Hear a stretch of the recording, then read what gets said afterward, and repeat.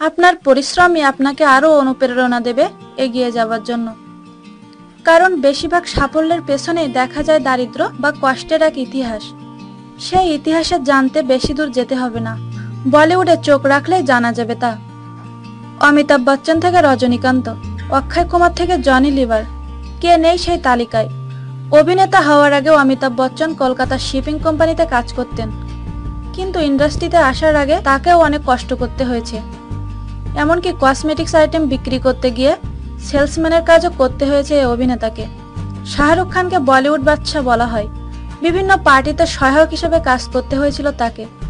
গুঞ্জন আছে জনপ্রিয় গজল শিল্পী পঙ্কজ উদাসের গানের আসরেও তিনি সহায়কের কাজ করেছিলেন, যেখানে বেতন ছিল মাত্র 50 টাকা। দাপুটে অভিনেতা নওয়াজুদ্দিন সিদ্দিকী, 20 বছরের দীর্ঘ পরিশ্রম আজ তাকে এই স্থানে নিয়ে গিয়েছে। স্ট্রাগল পিরিয়ডে তিনি কেমিস্টের কাজও করতেন। দিল্লিতে ওয়াচম্যানের কাজও করেছেন তিনি।